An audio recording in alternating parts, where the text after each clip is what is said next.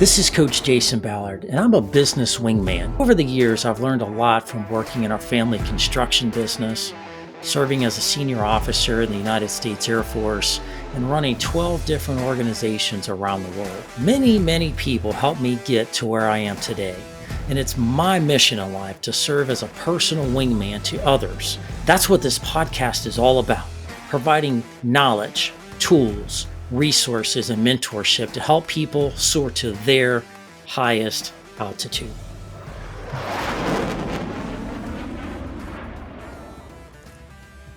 Welcome back to the Soar Higher podcast. This is your host, Coach Jason Ballard. Real privileged to be with you today. As always, we have a blockbuster episode in store for you today. Today, we're going to be learning about something that's, I think, one of the most critical things that everybody, especially in business, needs to understand and really become a master of. And that's how to negotiate, how to interact with other people to get what you want, but also help other people get what they want in the same process, right? Ideally, in this world that we live in that's complicated and crazy and fast paced, everybody needs a win. And so it's our jobs as leaders and business people to help people find a win at the same time you're getting a win. And so today we have what I think are some of the industry's best minds and experienced people out there today that are experts at this. It's going to talk to us about how to do that, how to do it effectively. So let me tell you we have two guests. We normally have one guest. We got a kind of a shotgun barrel approach. We got a double blast of the world's best negotiation experts in the world here, right? So let's talk about these two individuals. Okay, we have the co-founders of a company called The Convincing Company. They help businesses with crisis communication and influencing trends and persuasive business strategies, negotiations, and public relations. They also work with Fortune 100 companies like Lockheed Martin, SAP, Verizon. They've also done work with politicians like President Joe Biden and some of these other folks in their campaigns and their political agendas and campaigns. And lastly, they have also presented to the United Nations on a couple of different occasions. They teach at prestigious universities around the country, and they are also co-authors of a book called Convince Me. It is my privilege to introduce Adele Gambardella, I think that's how you pronounce that, and Perfect. Chip Massey. Welcome to the show. Thank you.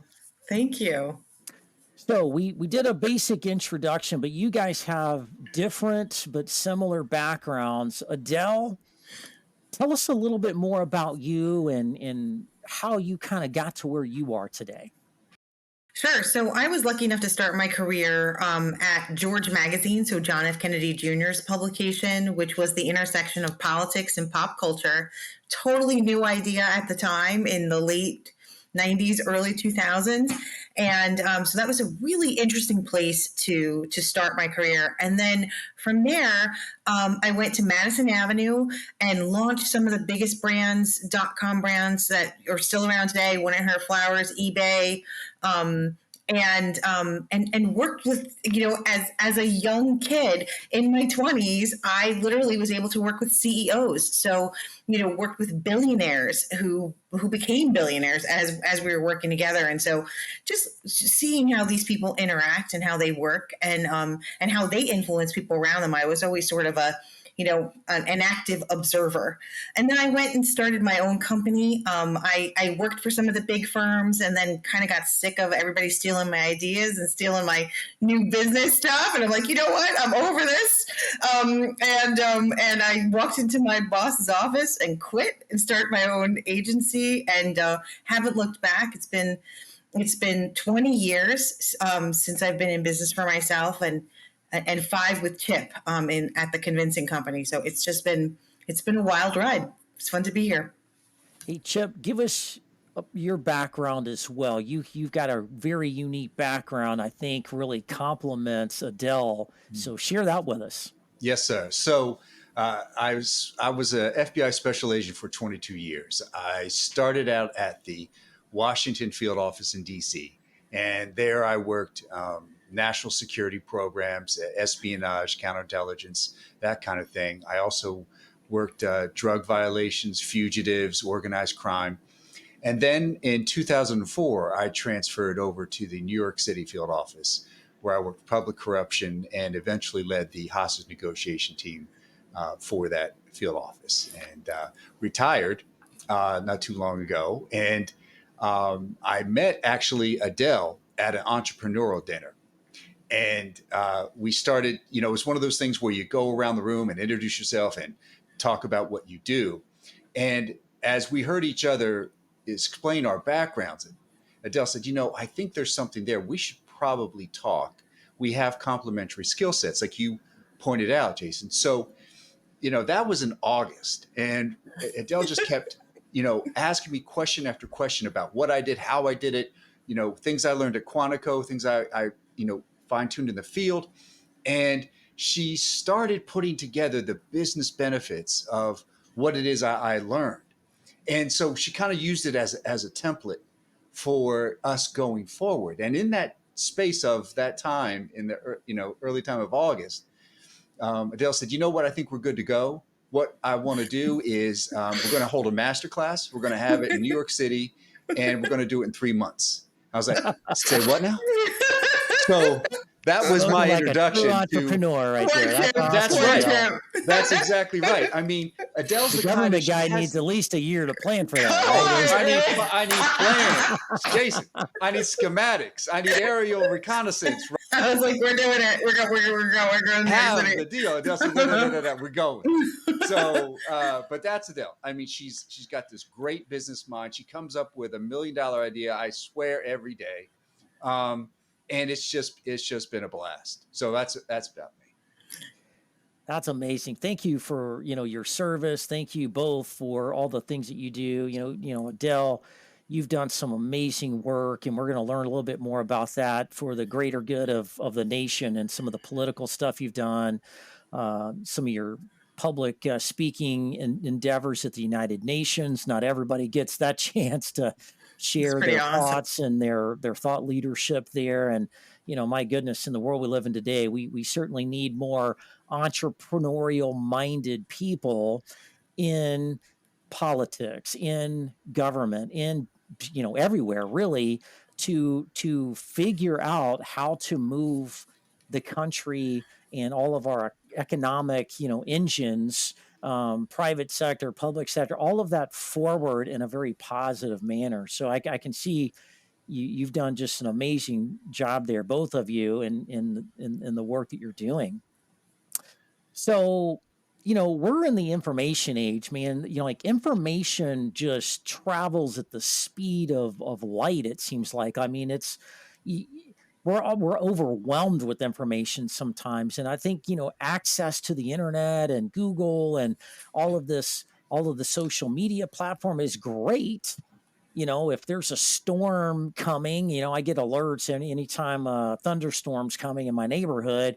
I get 14 programs telling me to, get an umbrella out. It's going to rain or whatever. Right. But it's also can be kind of negative too, because things happen quickly. And, if when it comes to business, especially, or, leaders of businesses, they're kind of out that public image, and how quickly, even if it's true or even not true, how things just evolve, and how important it is in today's age to really be on top of your PR game and really not control, like micromanage, but really um, manage the image, the reputation. And so talk to me a little bit about how you work with people, the kinds of things you do with them. Well, let me just say, I saw a meme the other day, which I just cracked up, and it said like speed of light. It was this meme, and it's like speed of light, and then like the time it takes for somebody to become an AI expert. And I was yes, that's like So true, right? It's like, come on, it can't happen that quick. Like, it's like, you know, everyone. Like, how is that possible? So I think some of that is like, is it disingenuous to what you're trying to put forward, right? So, like, and does it pass the BS test, right? Like, it's like I think a lot of times you see people get out in front of trends that have nothing to do with their level of expertise, their background, who they are, and what they can really like, what value they can bring to the world. And so I would say the first thing that brands should do, or anyone, personal brands, anyone should do that test of like, where am I truly influential? Like, what does my background, what I have to give back, what does it mean, and what should I be commenting on? And it's just as important to know what you shouldn't be commenting on. And there are some things that come in and out of fashion. And I think the executives or coaches or people who are trying to do these things, they jump on the bandwagons and then people just don't know what they stand for. And so, like, I have been the same thing since I started my journalism career. I'm politics, crisis communications, I'm a writer. Like, you could put me in any three of those boxes, but I usually don't go outside any three of those boxes because I shouldn't. And so I think getting people to know what their boxes are, and yeah, you do want to go outside the box sometimes, but not too much. It just seems totally disingenuous. And I think that's when people lose their audiences. Yeah, I can think of a particular beer company that I will not name because I don't want any opportunity for them to sue me.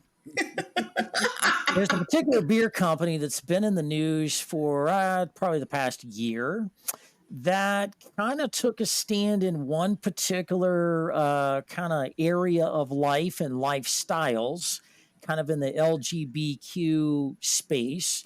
And obviously, there's nothing wrong with that at all. But they took kind of a hard stand there, and that backfired because they took, I think, in my opinion, in my humble opinion, I think they took too hard of a stand, which made other people feel alienated that were loyal customers for them, and it was not a unifying thing.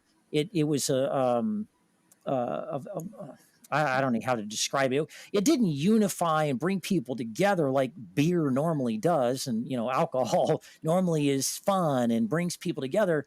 It isolated things, and it created this us versus them. It was kind of this weird message and campaign. They couldn't get a control over it. A lot of people lost their jobs over it, lost a lot of business, millions and millions of dollars. Like, Yeah.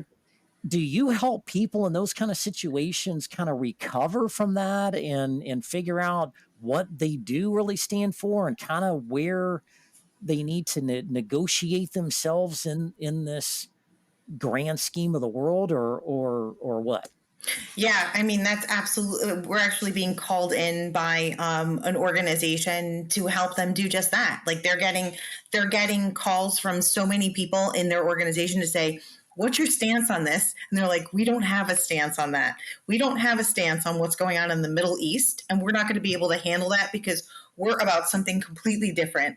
And so you've got to know what you stand for, and more importantly, what you don't stand for and what you're not going to have influence over. The way I like to describe it is like your brand is like an epicenter, and what your sphere of influence is the thing that you're an expert on, and that expert is like the bullseye. And the further outside you go outside that sphere, the more opportunistic you become and the less effective you are at saying anything. So just identify what's your bullseye, and don't go outside too much more outside that, because that bullseye is probably enough to keep you busy your whole life. That's the thing. Yeah, I've seen companies like Chick-fil-A and Hobby Lobby.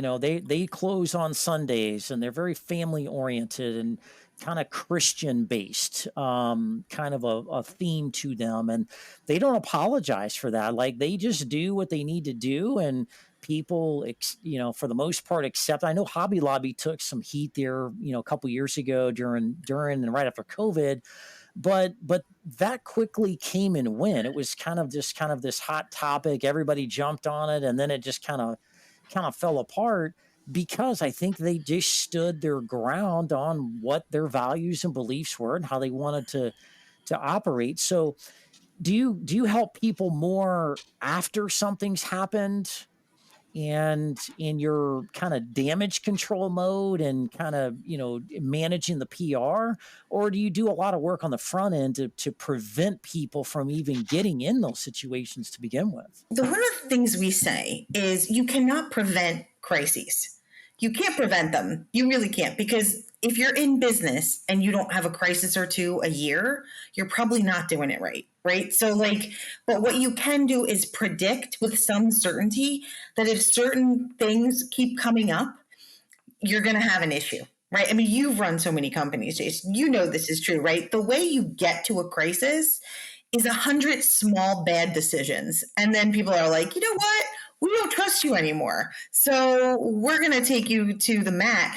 And the thing that they take you to the mat on could be, and I hope I'm getting my sports analogies right, because when I get sports analogies, it's upset. It upsets Chip. He's like, wrong sport. What are you doing? You're talking about the basket in the yard. Okay. So anyway, so when they take you to the mat, though, they have to decide what is that thing that they're going to say. You know what? That's the thing that threw me over the edge.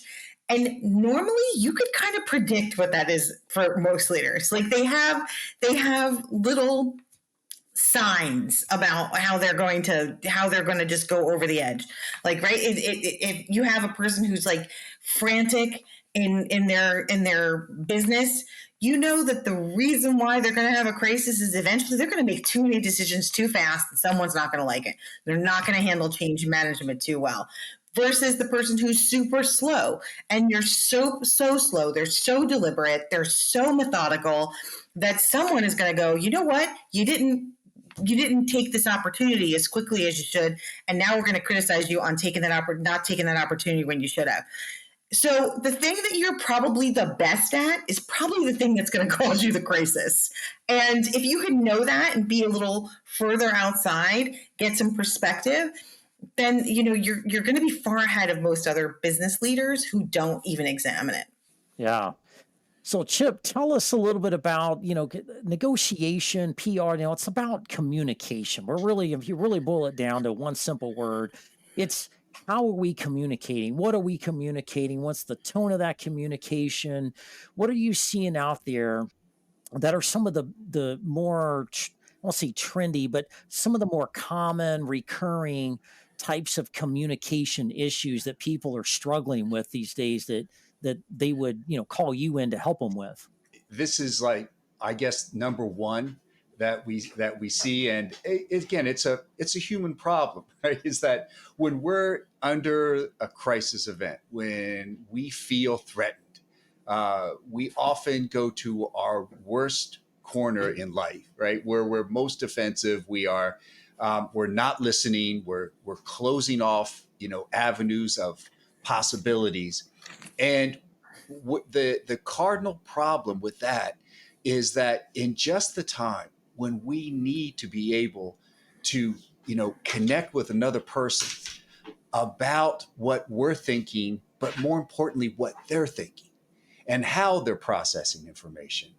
And so it's like we always say, Jason, is that, negotiation was really for me and the FBI and for most of us here, it's really a misnomer. It was really that I was convincing someone. So the guy in the room that's got a gun to somebody's head, let's say he's got 7 people, and I'm not negotiating with a guy, even though he might think that's what I'm there to do, right? He wants $2 million and a jet.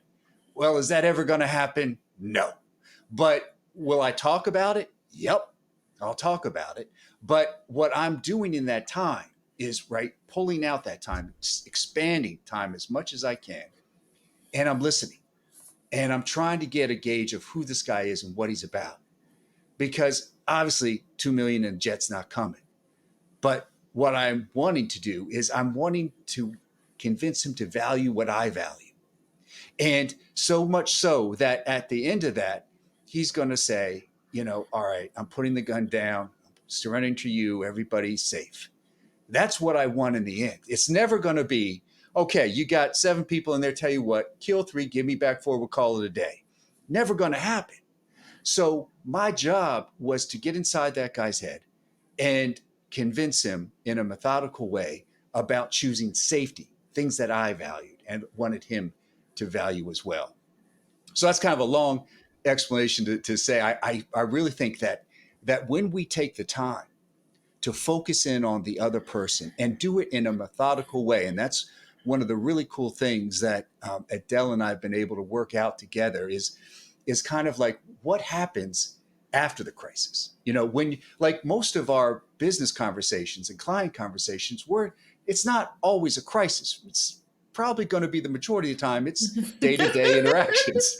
Well, a lot of our work is crisis, right? I mean, but I would say 80% of the time. Yeah. but in the day-to-day business world, you're dealing with just another person on an even kill level. Now, what's different about what we teach is that we understand that there's always holdbacks, and we call those holdbacks the unstated narrative of another person.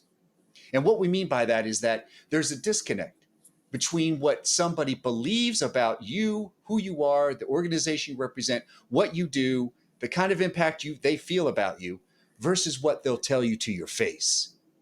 And we say is that if you can get closer, right, Jason? If you can get closer to what that holdback is, to what that tape, because we all have thousands of tape running in our head at any given time about what they think and believe about you or what their holdouts are, then not that you'll know it, but there's a good chance you can get closer. And if you're closer, you have an advantage over the competition. So that's one of the areas we talk about. That is fascinating. I wish we had a lot more time to kind of break down some of the FBI stuff and some of these high stakes negotiations with bad guys out there trying to do bad things. But one thing you did say that there was one word, and it's in your book and it's in your company, and that is you are convincing. That's not a word you hear a lot. You hear communication, you hear collaboration and, negotiation. And there's, I think, different kind of definitions of that in people's minds. I want to peel back the onion on the convincing word. Like, why did you guys pick that word? Why is that such a powerful word? How are you really defining that and leveraging that in these various engagements you're helping people with? Here's the thing, Jason, and I'll say this, we don't always get it right. Like, I think, as convincers, as people who convince every day, sometimes people throw you a curveball that you're not expecting. And man, I've been doing this for 20 years, and every once in a while somebody will say something to me is like, wow, that really sends off a trigger in me that I want to like fix immediately, right? I mean, even though I know exactly how to do it, I know how to get them into my camp. I know there is a framework and a process that you can use to convince someone to come over to your side. But what's surprising is it's the human condition, right? And I tell this story because I think it's such a good illustration of convincing, and it's a weird illustration, but one that I think is pretty memorable. When I was in college, I went to Rutgers University. I used to take the train into New York City every day, and I had this woman walk up to me. I was super tired, right? So my guard was down. I just came off the train from the city. And she's just like, oh my God, I saw you here last week. I saw that you had a green coat on. You seem so nice and friendly. So I thought I might ask you, like, my daughter, she's stranded. I can't get to her. This is like pre-cell phone days, right? I can't get to her. I just need $17.24 to take a train to go see her. I see you here all the time. I'll give you the money back. Do you think you could just loan me the money? And man, she pulled all the heartstrings, right? It's like, she showed me a picture of her little girl. Like she talked about my jacket. So she likes my fashion. Like, okay. Trained by Chip. Right? She is trained by Chip. Right? She is trained by Chip. And so she goes down this whole list, right? And I'm like, $17.24. So, I'm skeptical, like born in New York, right? I go over, I check the fare to where she's going, $17.24. I'm like, all right. I hand her the money. I'm like, good luck, right? And I'm so proud of myself. I'm so proud of myself that night that I go home to my roommate and I'm like, you know what? I did a really good thing today. Let me tell you what I did. I gave, because of course I got to share it. I gave this woman $17.24 because she said her daughter was stranded. And my friend was like, shit. I gave her the same amount yesterday. She just didn't tell me about the fact that she gave her this amount of money. So we were both conned by the same woman. But let's take a step back for a minute if we can, right? What? So, Jason, I'm going to ask you, like, and I know you know the answers to this, right? Because you're good in business, but what did she do right? Why did I give her the money? Like, what did she do that we all could do a better job of? Emotional triggers. Emotional triggers. Yeah. Totally, right? It's all about like how I felt, how I might feel if I see her again. She knows I don't want to be socially awkward, right? So like if I see her the next day and I didn't give her the money, like I would feel terrible. Like, right, she must be like Catholic guilt over here. Right? I mean, she just knew she hit all the triggers. But also, she really observed me. She knew when I was coming off the train. She knew what I was wearing. She knew what would get me to get to her give her the money, right? And here's the thing: most of us do not do that level of research with the people that we meet every single day, that we are in the office with, that we work with, that we want to convince. Most of us don't do that level of research. And she did it for $17.24. And what I would say to people is to do that level of observation. And we actually have a technique that I'll let Chip talk about, because it's amazing, this whole idea of forensic listening and how to do that. So no, that was a great story. The entrepreneurial thing comes out in me, and I'm like, she needs to go from 1724 to like 100, like just increase the dollar amount, because it's working. Exactly. Like you figured out the magic solution here. She got it, right? It's a volume play. And she probably got all the students at Rutgers University give her $17. That's a lot of money. Right? She's probably high rolling. It's like some of these guys that stay on the side of the interstate, off ramps with a sign that says they're a veteran, they're out of food, out of a job, and you feel sorry and throw a 20 out the window at them. And then at the end of the day, you go back by there to pick up your kid and you're like, hey, why is that guy getting in a Mercedes right now? Like, what's going on? In the driver's side, you just don't know. The most convincing one I ever saw was a guy with a sign. He said, "We'll strip for money." And it was so funny. You just had to give him the cash. It's like, just for the wittiness of it, like, right? I think that's like reverse psychology. I'll give you money not to strip. It's like, oh man. So, I want to break this down a little bit more for the listeners out there, for the business owners, the business leaders that are listening, folks that are, dealing with employees, dealing with vendors and suppliers, dealing with customers, dealing with, whatever out there. In business, in life, everything's a negotiation. We negotiate, what we pay for our house and our vehicles. And, we negotiate with if you got kids, that's a constant negotiation of going to bed versus doing something. And I'll give you ice cream if you do it. And, everything's a negotiation. So what are like the top 3 things? I'm going to kind of drive this one over to Chip. What are the top 3 things that in your experience that you're seeing in business where people are really challenged that they really need to focus on? And then what is your process for taking them through that to redesign their thinking around that? What I would say is going back to our forensic listening techniques on this, Jason. And so what do you mean by forensic listening? What does that mean? No, not too many people have heard of that term. Right. Well, you've heard of active listening. Most of us have. And that's really the staple in all hostage negotiations. It's dealing with somebody that's in a crisis event, how to de-escalate them, bring them down from a 10 to a 5 to a 1. And there's various techniques, and there's 8 steps within that. And what we teach is this is kind of like the next step is Well, how do you interact with somebody that you're going to see on either a daily basis or a monthly basis? They're a client, it's a recurring thing. How do you deal and understand that person to an extent that will be beneficial to you both? And this is forensic listening. What we mean is that it's the art and science of analyzing a conversation after it's happened. Because what we believe is that our words leave clues. And if we pay attention to those words, then we're going to understand what that person is trying to say to us without them actually coming out and saying it. So, for example, what we teach is that it's a 4D method. It's taking notes in a way that is different from the regular linear note taking. So you need to take notes in any kind of meeting that has. Oh, there's the It's a little graphic. Yeah, it's a little small. Yeah, there it is. we've got the 4D explained. And what it is being able, so we ask you to divide a page up quadrants. And we're going to ask you to understand what that theme development is. That's the first one, top right. What theme is that person repeating? What are they saying that more than once that is in that conversation?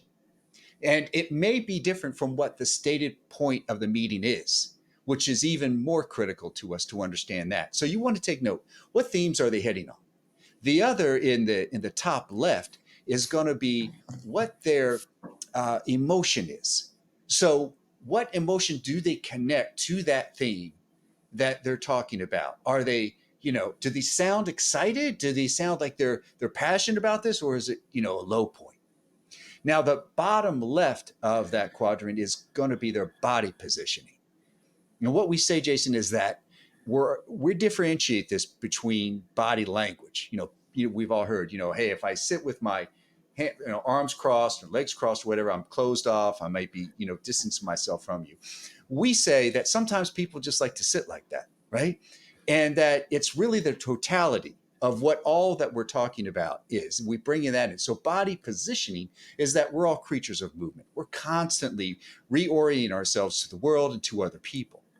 And so what might that be? Like if somebody's interested in what you have to say and they're locked on, right? They're full frontal on you. They're got a good eye contact and you can tell they're following along. Now, if I blade, right? If I turn slightly away from you and every now and again I'm checking out, what's happening down the street. Well, that might be I'm ready to disconnect or I'm not as interested. So all things, right? And if somebody's getting ready to go, they're reaching for a doorknob or, all these telltale signs that let us know, all right, I got to reevaluate some things here. So body positioning. The last is the voice, and that's going to be their pitch, tone, and cadence. So, where are they going up in their voice when they're talking about, a certain theme, how their body positioning is, what's their rate of speech, all those things, right?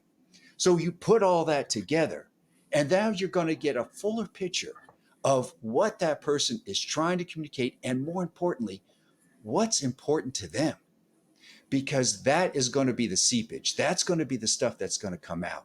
We all have an idealized view of how we want the world to see us. And rarely does that match, right? Rarely, we're going to fall short. We're going to feel like we're missing the mark. But we have an understanding, kind of our personal compact of how we want the world and others to interact with us and how we want to be seen by them. And if you, again, after studying and getting a pattern of life on somebody and what their baselines are, you're going to be able to get close to what that is and start to identify those aspects in them, which will, again, help them to see you in a more positive light. So that was a long explanation on that No, one. that was great. I like the breakdown. Really Thank you. good. And Jason, the other thing is like once you get all that 4 quadrants in there, more than anything in this world, more than anything, more than money, more than love, more than anything, people want to be validated. And so often we're not. We're not. And we're not validated in the way we want to be, right? So we call it targeted validation, where you take that quadrant that Chip just talked about, right? And you analyze a number of conversations. And then you realize, you know what? This person keeps talking about their sales acumen, but they don't have any sales responsibility at our company.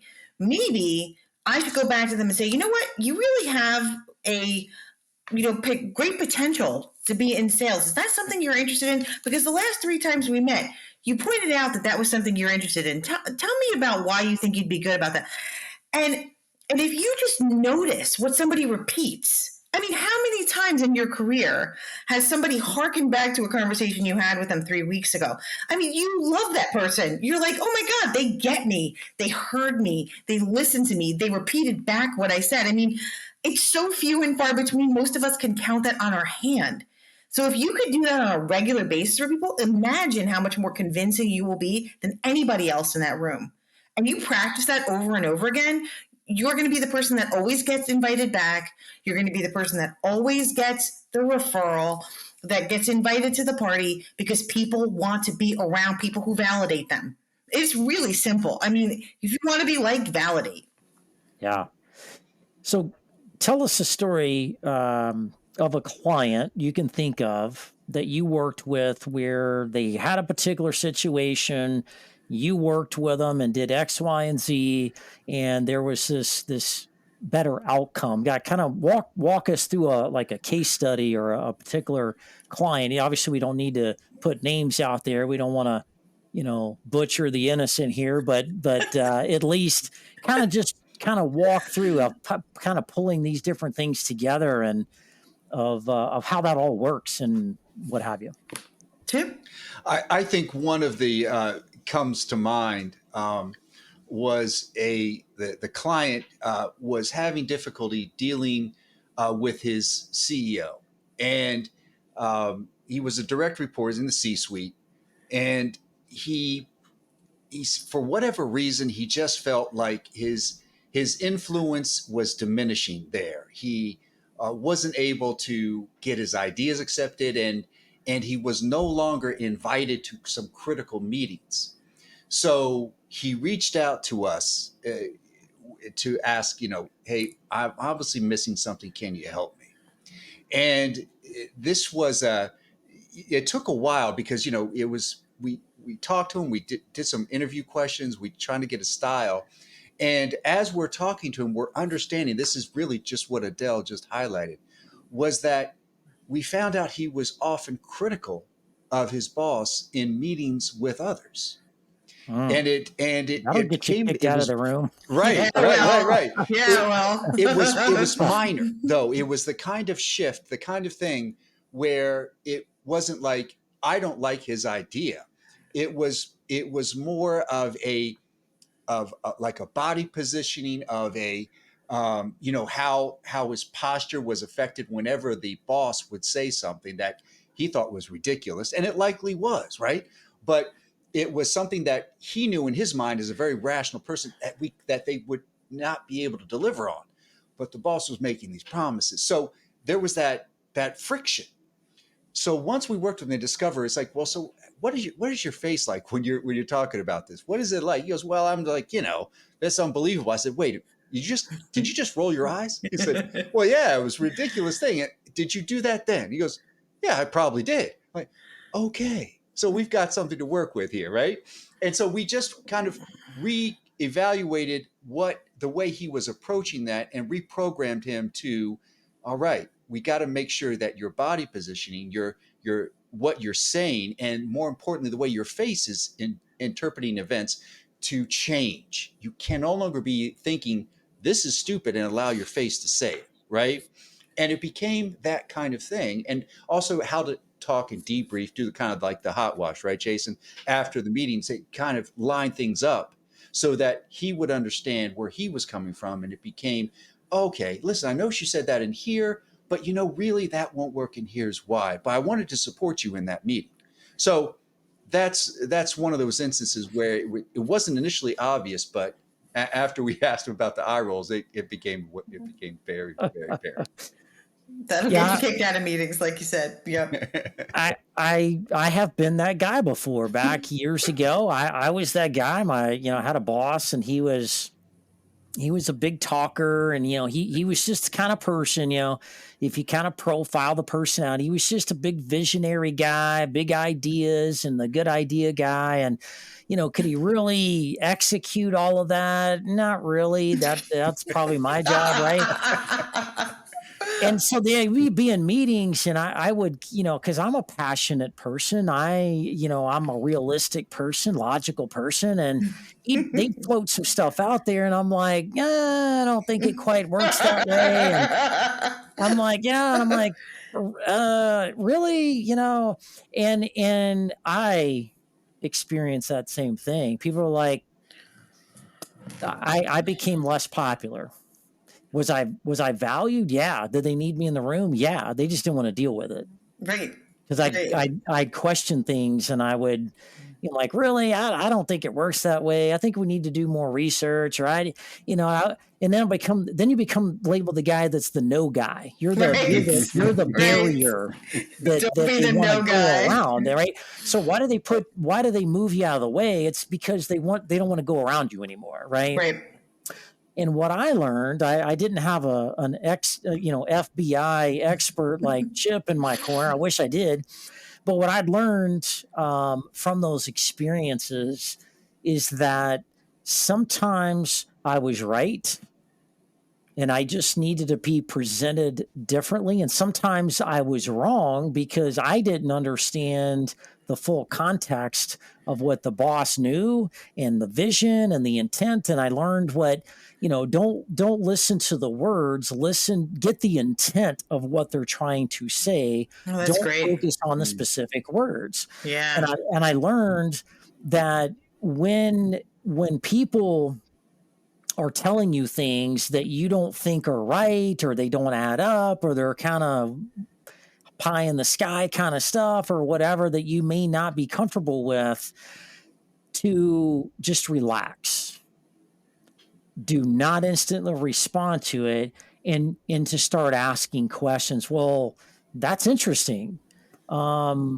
What's Smart. leading us to go in this direction? Has something changed from our strategic plan that's leading us to go this way? Has something happened with our competition, or any kind of factors involved? And I'd ask these broader questions for the intent of like kind of the old Stephen Covey principle: seek first to understand before being understood, right?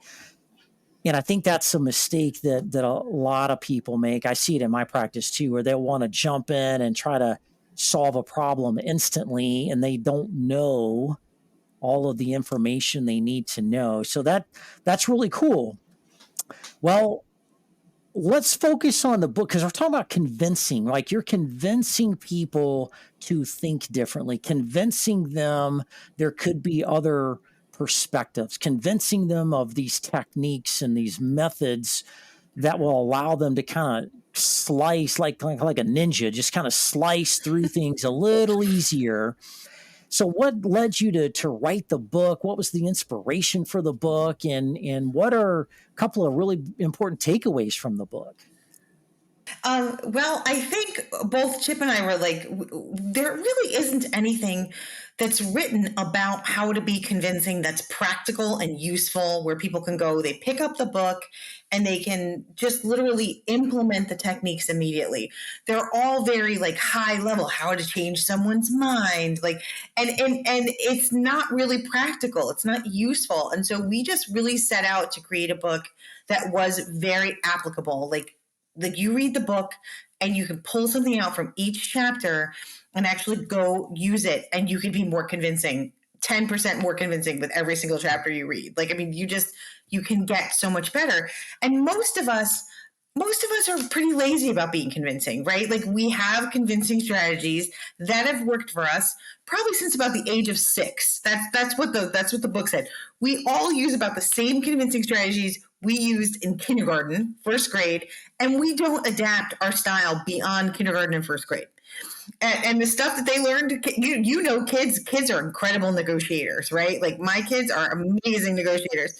But you don't get past it because you don't have to. Because what people normally do is they go and they try to convince someone. And if someone doesn't buy their argument, they're like, they're a jerk. They don't get me. They don't understand me. I don't like them. They don't like me. Whatever it is, it's always someone else's fault. It's never like, hey, maybe my convincing style needed to be different in order to get them to do what I wanted them to do. So it really is like, the name of our newsletters, maybe it's you. Maybe it's you, right? Like it could be you. And so like just really analyzing what you could do immediately to start being more convincing. And one of the big principles in the book is to never start with your strongest point first, which is so counterintuitive to anything I ever learned. Like, right? Never start with your strongest point first, because you've never walked into a meeting, said your best idea right at the front of the meeting, and everybody's like, you know what? Jason's right. 11 seconds in, we don't need to have this meeting. Why do we even call this and meeting? move on. Yeah. Just boom, right? Like, boom. It never happens, right? There's always more discussion. So if you start with your strongest point, what you do is you make the entire room just dig in their heels about what they believe. Instead, start at your point of agreement. Where can most people in the room agree with you? And then subtly but surely, steadily and surely, make them question their beliefs through FUD, fear, uncertainty, and doubt. Like maybe you're wrong. Maybe your fear of being right. Maybe you're still wrong. Maybe you're uncertain about this. As a matter of fact, you should be, because did you know this? And, and maybe you have some doubts now. And so then all of a sudden you become like malleable, right? You become, I start to unfreeze your cognitive biases, and you start to go, maybe she's kind of got a point. But that person has to believe that you have their best interest in mind. Right? That you believe they are a strong and smart person. Because if you go in and you think they're an idiot, and then you're like, here's the following 5 reasons why I think you're an idiot, they're going to go, no, I don't believe you. So they have to trust you to a certain extent. And then you build the argument, and then you have to have the discipline, which I don't always, Chip does, but I don't always have the discipline to stop, to stop. Don't make all of your points. Stop, leave them just a little bit to go ponder. We call it the convincing cliffhanger.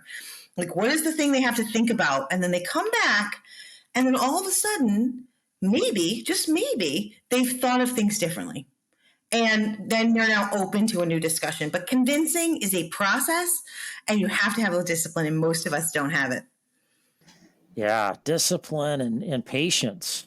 Sometimes it takes a minute to break things down, because what is being said, what's being presented normally, in many cases, is not the root. It's a symptom to the root, right? Yes, absolutely. 100%. And and if you give people something to think about in a way that they can accept it, they will start to bend. Even the most hardened people will go, maybe I should think about that a little bit differently.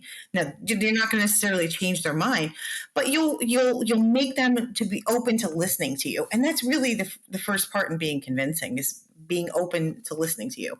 Yeah. So if I'm a listener out there, one of my big takeaways that I'm getting out of this is, people are different. They have different perspectives. They have different backgrounds, upbringings. You go into a group of people in a conference room in a business setting. You're talking about a particular topic or a problem you're trying to solve. Fears. Everybody's got fears. And what I'm hearing you say is put people's fears in your brain, the forefront of your brain. And how do I help them overcome a fear so that we talk about the real meat on the bones here and not talk around it, right? Is that in essence kind of what you're... Slightly different, right? Because here's the thing. Sometimes fear is a tool. And like Chip taught me this, right? It's like you can use tension, and your ability to add tension can be one of those things that you can use to your advantage. Like a lot of people will not touch tension, right? Like they avoid it like the plague. But what you should be doing is adding a little tension, because to convince someone, you almost have to add in a little bit of their fear in order for them to be open to what you might say. It's like, you might think this, but maybe you're wrong. Maybe the way you're looking at this is wrong. I don't know, Chip, do you want to add to that? It's about casting doubt in their minds? It is casting doubt. adding to their fear to go, maybe you're not right about this, maybe I can add something. But you don't want to do it too obviously. If you go too far with the fear, then they completely discount you and you get them to their latitude of rejection, is what it's called, right? So you got to stay in that like zone of comfort, but you've got to go, maybe you don't know everything you think you know. A great example we take people through is the moon landing. So if I say to you, like, so Jason I'll might take, know something about this. So I don't know. Let me take you through like this. Okay, I'll take you a through little like bit. the worst example. Okay, so Chip, why don't you do it? Why don't you do the moon landing thing? You're No, so much better. You do I it. don't. You I do don't think it. I. But I'll do it for the sake of this. Okay. So the idea is that uh, we always ask the beginning is how many countries have landed somebody on the moon, and we and invariably we'll hear different ideas. It's like only one. It's like who's put a man on the moon, and it would say how many think it was the USA, and get hands raised. Sorry, how many people think it was USA and somebody else? Invariably, right?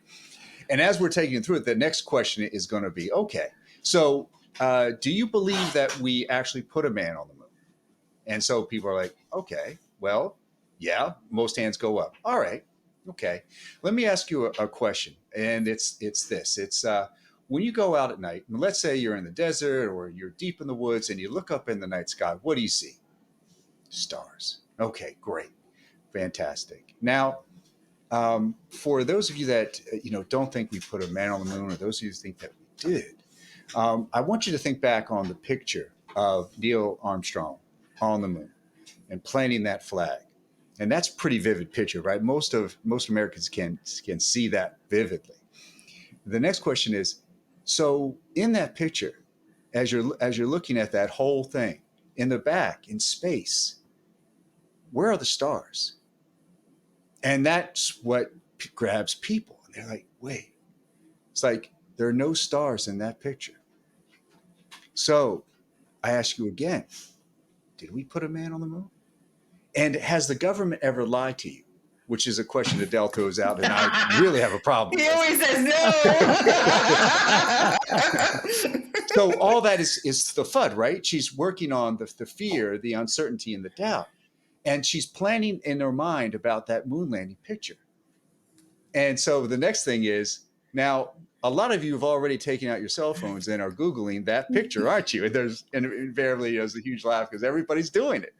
And that's the thing, is that now we're getting people to convince themselves, right? They're questioning their own assumptions.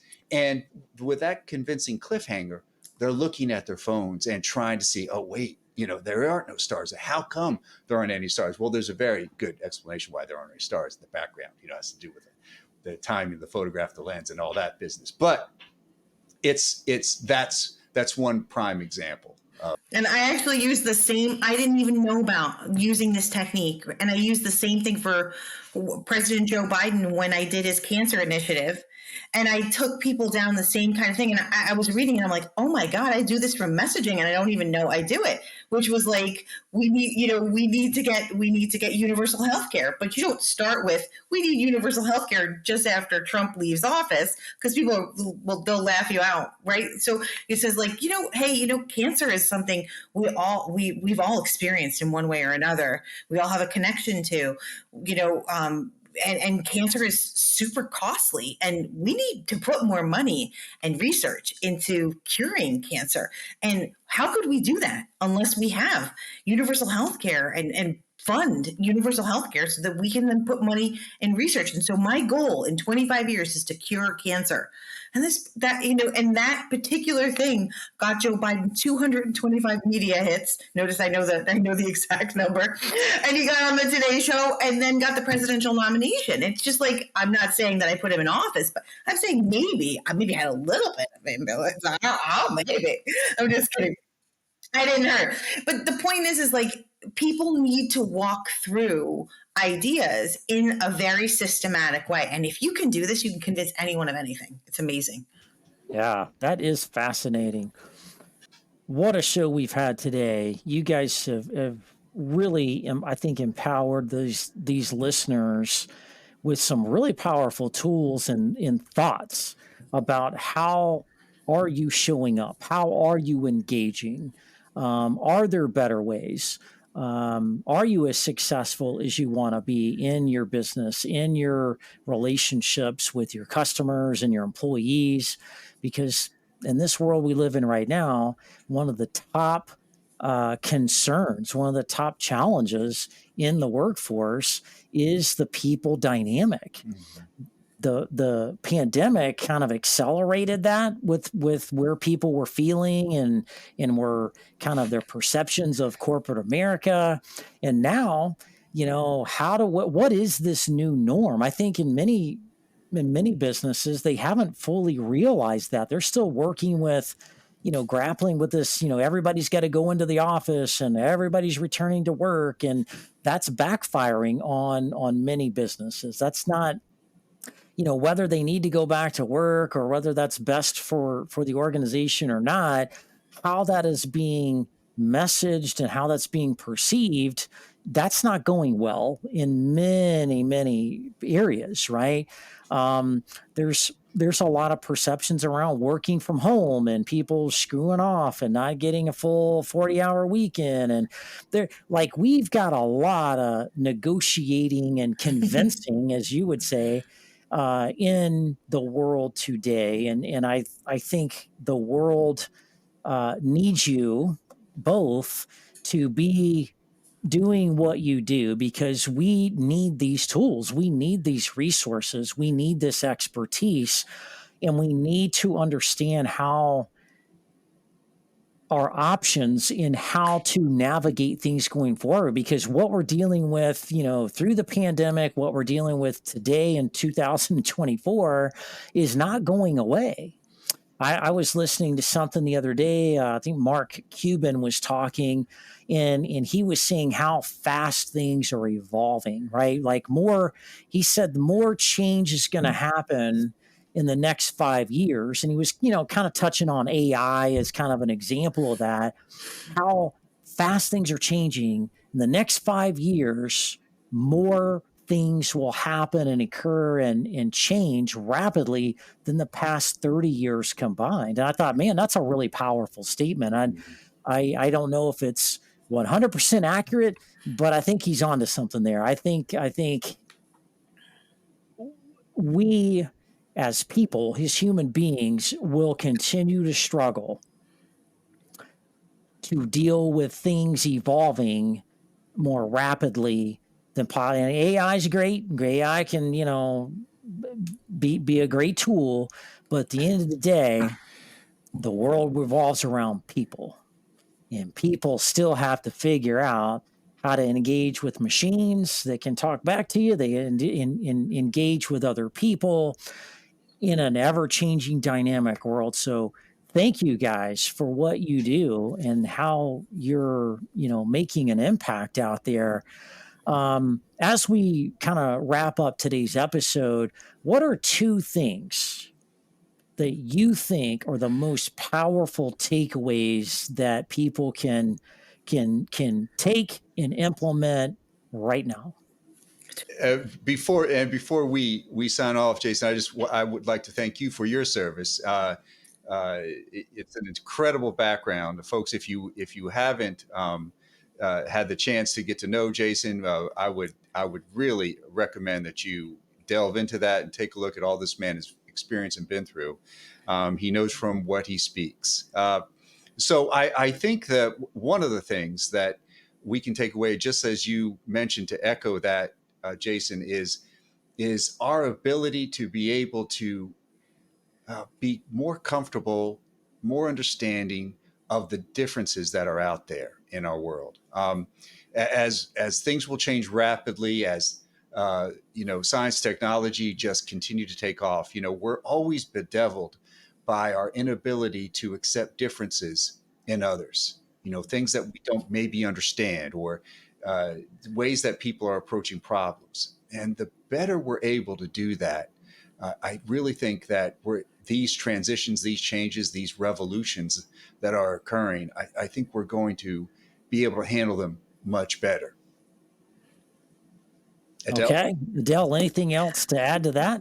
Oh, I mean, that's pretty awesome. I do have to add just this like little tidbit that Chip hates, but I'm going to add it. I was really lucky that one of the first people that I was a spokesperson for, his name is Vince Cerf.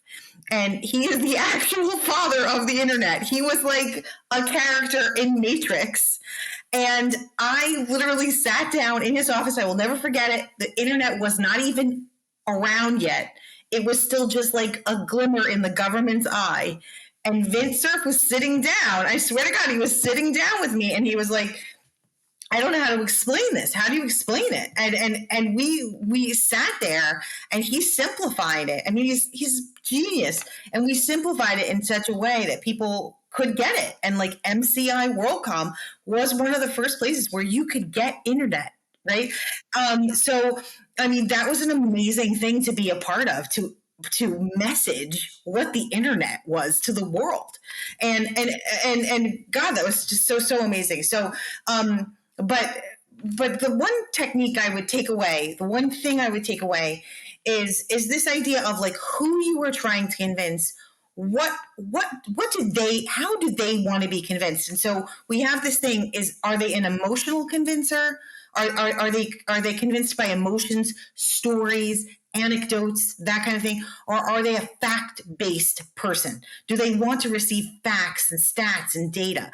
And while nobody is one or the other, you have preferences, right? So like if you're an engineer, if you're a scientist, if you're a data scientist, you probably want data, facts, and stats before you want the emotional argument. You probably want the emotional argument, but you want the data and facts and stats first, or you're not going to listen to me. And so just like, who are you trying to convince, and change your style based on how that other person wants to be convinced.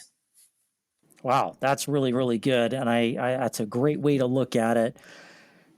Chip, Adele, what an amazing episode. If people want to learn more about you, what you do, want to get copies of the book, want to connect with you, bring you into their company, help them solve problems, how do they do that? What's the best way for them to contact you?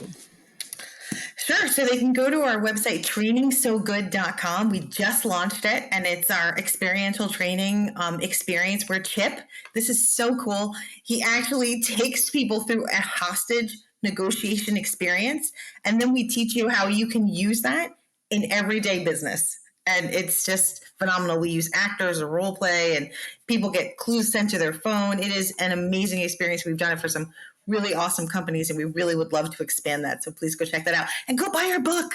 Write a nice review on Amazon. But if you don't want to write a nice review, don't write one. Thank you.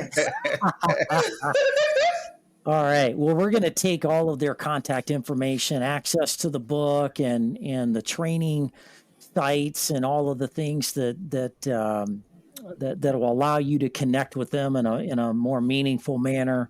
We're going to put that in the show notes, as we always do with our guests, so it makes it easy for you to find them. Amazing, amazing people. Thank you both for being on the show. Thank you for all the things that you do and making a difference in the world. Clearly, you are making a huge impact. And so that's it for today's episode, everybody. Next week, we've got yet another great episode in store for you. Next week, we're going to be talking about how to get more done faster and easier with less stress. Don't we all want that? So look forward to that next week. Have a great week, everybody.